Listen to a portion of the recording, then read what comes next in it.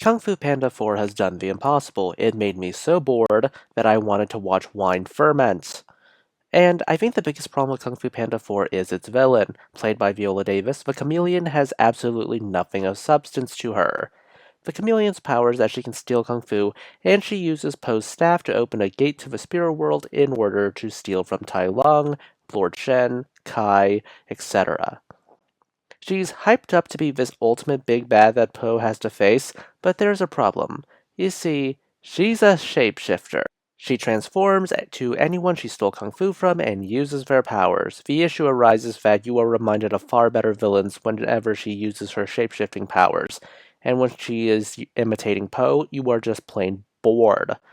She's not even that creative with the power. I guess that this can be commentary on how evil can never create and that evil can only cheaply imitate and destroy, but that's never a theme in this movie. The chameleon doesn't even have an imposing presence, nor does she defeat it in a creative or visually interesting manner. Poe has the staff of plot convenience, which can just beat the main villain with ease. That was anticlimactic. Oh, and her motivation is that she was rejected by masters because she was too small for kung fu. I'm going to leave this here and not say anything else on the matter. Speaking of the Furious Five are barely in this movie and have zero plot relevance. Instead, we get the misadventures of Poe and Zen.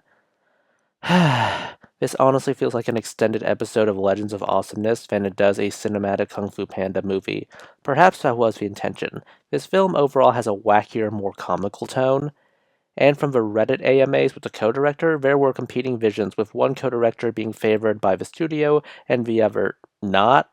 This director wanted to have humans in the Kung Fu Panda universe, which explains why the concept art of this movie has Poe fighting a human, which raises all sorts of implications for this universe. There's also the co-director who gave the AMA saying that she was confused by the title of The Collector because that's a title of Kai.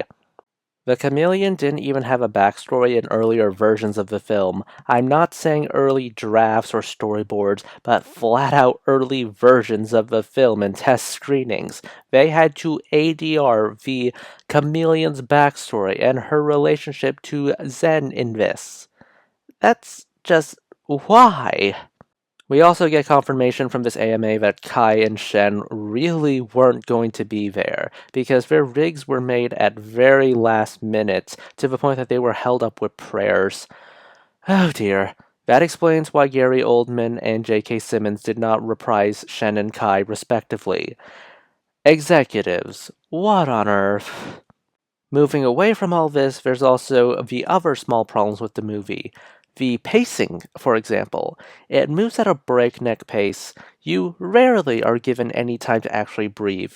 You see what I mean when I say this is basically an extended episode of Legends of Awesomeness? But those are just my thoughts. Please consider liking, subscribing, tipping the channel on Ko-fi. This is Cyril signing off.